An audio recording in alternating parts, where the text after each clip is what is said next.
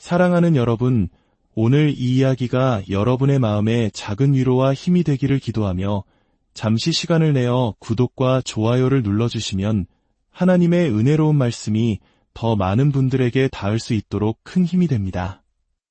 여러분의 삶에 주님의 평안이 가득하기를 축복합니다. 살다 보면 문득 자기 자신이 참 실망스러울 때가 있습니다. 부끄러운 고백이지만 저 역시 최근 제 자신에게 어이없을 정도로 답답하고 실망스러운 감정을 느끼고 있습니다. 아마 이 자리에 계신 많은 분들도 공감하실지 모르겠습니다. 세상에서 벌어지는 수많은 일들을 마주하며 제가 반응하는 방식이 영 마음에 들지 않습니다. 저는 기독교인이고 목사입니다. 당연히 믿음으로 가득해야 할 사람이지만 솔직히 말해 제 마음은 계속해서 흔들렸습니다. 영적으로 표현하자면 불안했다지만 사실 그건 그냥 걱정했다는 뜻이겠지요. 단어의 세례를 주어 좀 더 거룩하게 포장하려는 것뿐입니다. 하나님을 신뢰하려 애쓰면서도 세상의 소식들을 보며 마음 한구석이 편치 않았습니다. 설상가상으로 저는 리더로서 사람들을 돌보는 일에 너무나 자기중심적이었습니다. 진심으로 섬기는 자, 타인을 먼저 생각하는 사람이 되고 싶었지만 어느새 제 생각과 감정에만 매몰되어 있었습니다. 거기다 제 삶은 일관성마저 없었습니다. 더 나은 사람이 되고 그리스도를 더 닮아가기 위해 수많은 목표를 세웁니다. 잠시 동안은 그 목표를 향해 달려가며 성취감을 느끼기도 합니다. 하지만 얼마 못 가 다시 예전의 모습으로 돌아가곤 합니다. 일을 너무 많이 하지 않겠다고 다짐했다가도 어느새 일에 파묻혀 있고 직장에서는 사랑이 넘치는 사람인 척하다가 집에 돌아오면 가족에게 조급하고 참을성 없는 모습을 보입니다. 이런 제 자신의 일관성 없는 모습이 참으로 부끄럽습니다. 이 모든 것에 더해 어떤 분들은 이해하기 어려우실 수도 있겠지만 저는 제가 언젠가 죽을 존재라는 사실을 너무나도 선명하게 느끼고 있습니다. 제가 보기에는 28살처럼 보일지 몰라도 사실은 정말 빠른 속도로 늙어가고 있습니다. 시력은 점점 나빠져서 아이패드 글자 크기를 얼마나 키웠는지 모릅니다. 이러다간 곧 한 페이지의 단어 3개만 보이게 될지도 모르겠습니다. 의사에게 처방받은 약들은 이름조차 발음하기 어렵고 이게 정확히 어디에 좋은 약인지도 가물가물할 때가 있습니다. 물을 정말 많이 마시는데 그래서인지 화장실을 너무 자주 가서 민망할 지경입니다. 제 아내는 이제 저를 마치 어린 손주 대하듯 합니다. 여보, 나가기 전에 화장실부터 다녀와야 하는 거 아니에요. 하고 물을 때면 저는 신경 꺼요. 그래도 가야 할 것 같긴 하네. 당신이 상관할 바는 아니지만 이라고 대답하곤 합니다. 이렇게 제 자신에게 실망하고 세상을 살아가는 제 방식이 마음에 들지 않아 마음이 어지러웠습니다.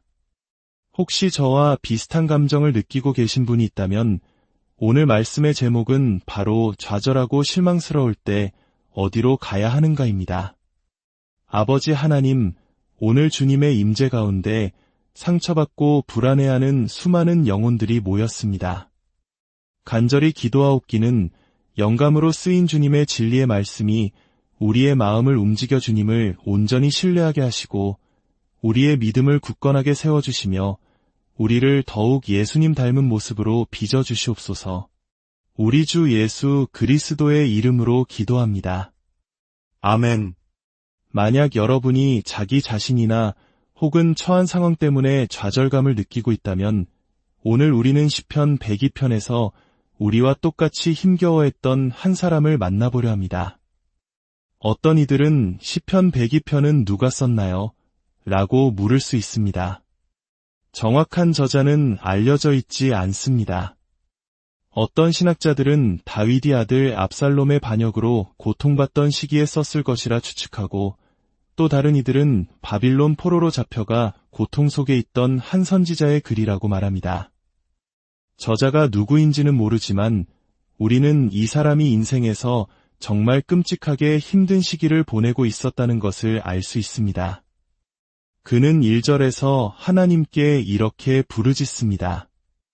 여호와여, 내 기도를 들으시고 나의 부르짖음을 주께 상달하게 하소서. 지금 이 순간 하나님께 도와달라고 부르짖고 있는 분이 계십니까? 그는 계속해서 외칩니다. 나의 괴로운 날에 주의 얼굴을 내게서 숨기지 마소서. 주의 귀를 내게 기울이사 내가 부르짖는 날에 속히 내게 응답하소서. 내 날이 연기같이 소멸하며 내 뼈가 숯같이 탔음이니이다. 내가 음식 먹기도 잊었으므로 내 마음이 풀같이 시들고 말라버렸사오며. 이 사람은 절망에 빠져 있습니다. 먹지도 자지도 못합니다.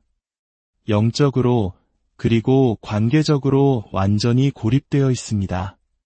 제가 전문가는 아니지만 이것은 임상적인 우울증의 증상과 매우 흡사하게 들립니다. 그의 세상은 온통 흔들리고 기댈 곳 하나 없는 것처럼 보입니다. 주변의 모든 것이 그가 감당할 수 없을 만큼 빠르게 변하고 있습니다. 마치 오늘날 우리가 살아가는 세상처럼 말입니다. 우리 한국 사회만큼 변화의 속도가 빠른 곳도 드물 겁니다. 어제는 맞았던 것이 오늘은 틀리고 10년 전과는 비교할 수도 없을 만큼 모든 것이 달라졌습니다.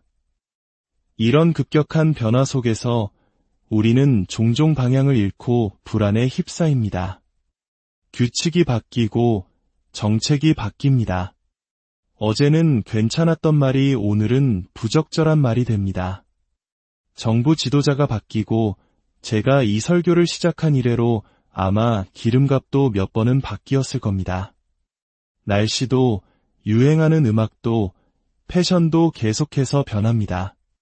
모든 것이 변하기에 너무나 불안하고 불확실하게 느껴집니다.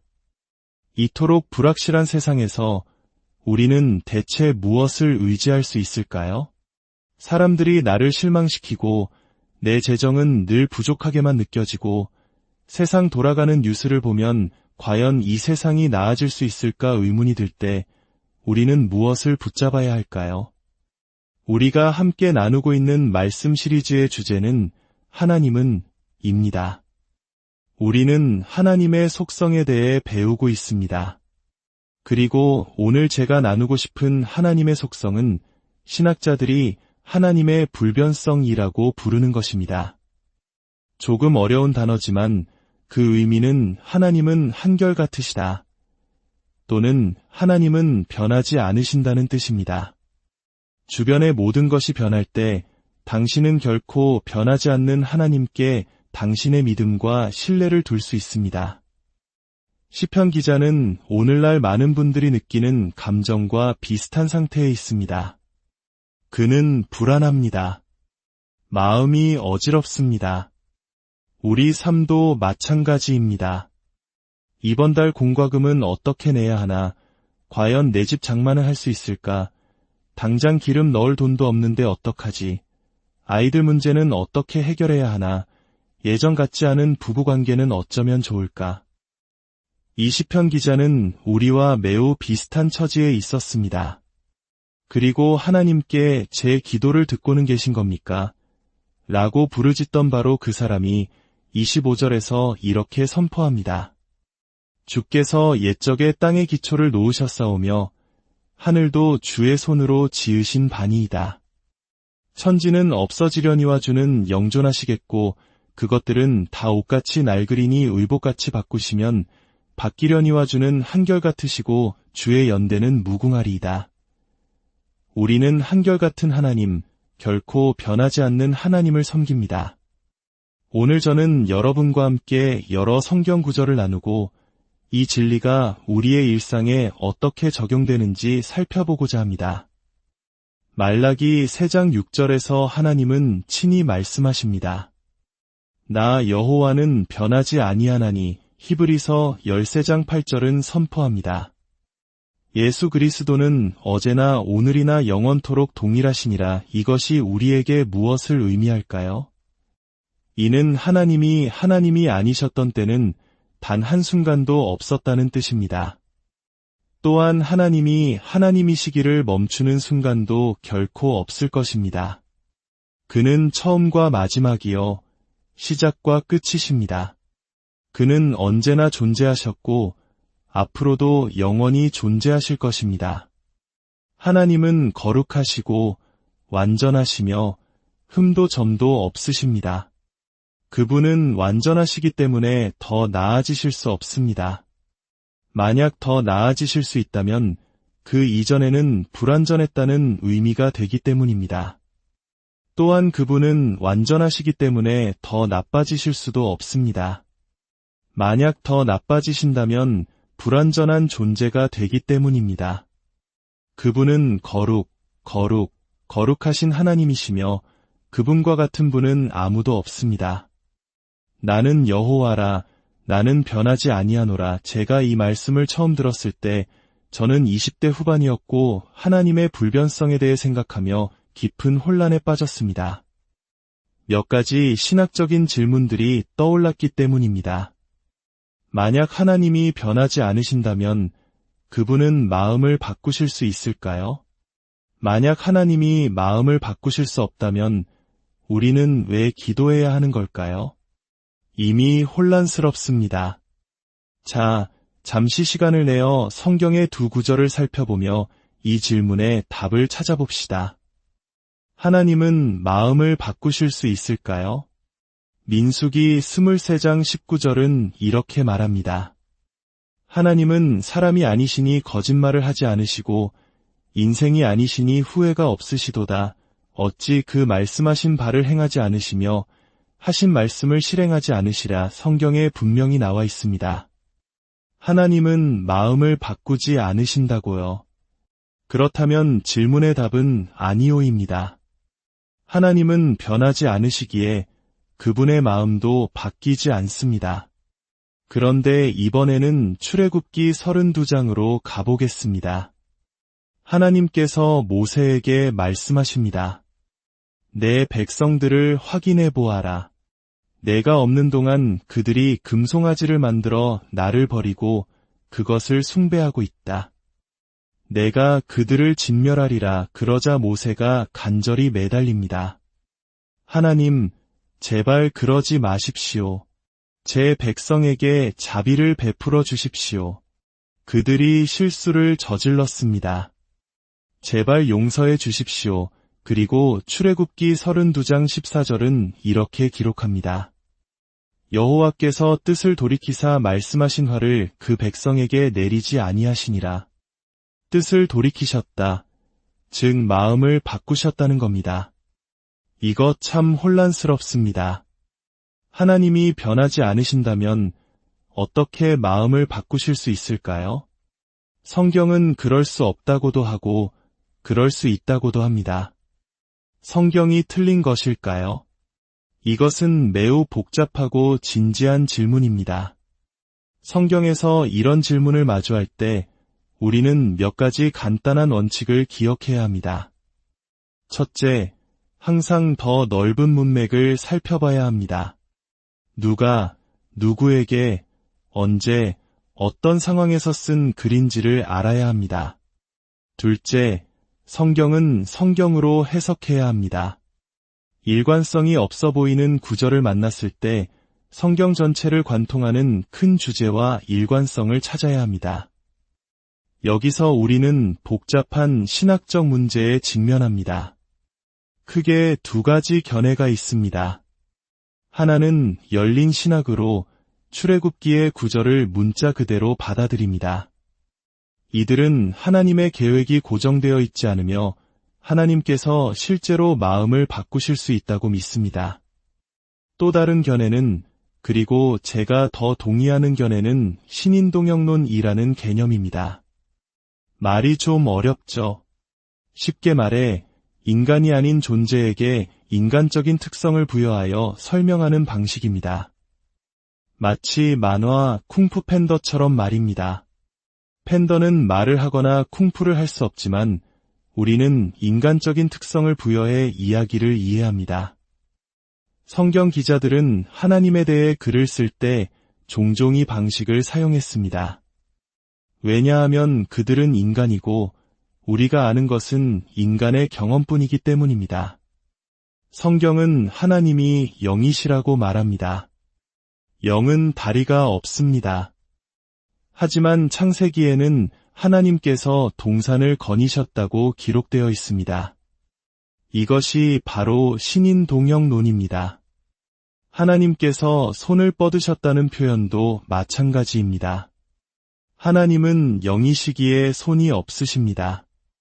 하나님은 우리의 감정을 초월하는 분이시지만 성경은 우리가 이해할 수 있도록 인간의 감정에 빗대어 하나님을 묘사합니다. 많은 이들이 출애굽기의 상황이 바로 이것이라고 믿습니다. 하나님께서는 모세가 자비를 구하기를 원하셨고 모세가 기도했을 때 응답하셨습니다. 그것은 하나님의 성품이 변한 것이 아니라 오히려 자비와 은혜, 긍휼이라는 그분의 일관된 성품을 드러낸 것입니다. 그렇다면 하나님이 마음을 바꾸지 않으신다면 우리는 왜 기도해야 할까요? 야고보서 4장 2절은 우리에게 말합니다. 너희가 얻지 못함은 구하지 아니하기 때문이요 하나님은 우리가 구하기를 원하십니다. 우리에게 필요한 존재가 되기를 원하십니다. 우리가 그분께 의존하기를 원하십니다. 요한일서 5장 14절은 말합니다. 그를 향하여 우리가 가진 바 담대함이 이것이니 그의 뜻대로 무엇을 구하면 들으심이라. 기도의 목적은 단지 우리가 원하는 것을 얻는 것이 아닙니다. 하나님의 뜻을 우리 뜻대로 바꾸는 것이 아닙니다. 기도의 진정한 목적은 우리가 하나님을 더 깊이 알고 그분의 뜻을 행할 수 있게 되는 것입니다. 기도는 우리에게 우리가 모든 것을 통제할 수 없음을 상기시키고 모든 것을 통제하시는 그분께 우리를 더 가까이 머물게 합니다. 우리는 너무나 선하셔서 변하지 않으시는 하나님을 섬깁니다. 그렇다면 이 사실이 오늘을 살아가는 우리에게 어떤 의미가 있을까요? 10대 자녀 때문에 밤잠 설치며 기도하고 경제적인 문제로 걱정하고 사람들에게 실망하고 상처받고 끝없는 재정적 스트레스에 시달릴 때 세상이 혼란에 빠진 것 같고 우리 몸은 점점 늙어갈 때 끊임없이 변하는 세상에서 우리는 무엇을 해야 할까요? 우리는 결코 변하지 않는 하나님을 의지하기로 선택해야 합니다. 하나님의 불변성이 당신의 삶에 매 순간 얼마나 중요한지 3가지로 나누어 말씀드리겠습니다. 첫째, 살아있고 활력이 있으며 어떤 양날선 검보다도 예리한 하나님의 말씀은 변하지 않습니다. 이사야 40장 8절은 말합니다. 풀은 마르고 꽃은 시드나 우리 하나님의 말씀은 영원히 서리라. 마태복음 24장 35절에서 예수님은 말씀하십니다. 천지는 없어질지언정 내 말은 없어지지 아니하리라. 하나님의 말씀은 고정되어 있고 영원하며 진실하고 파괴될 수 없습니다.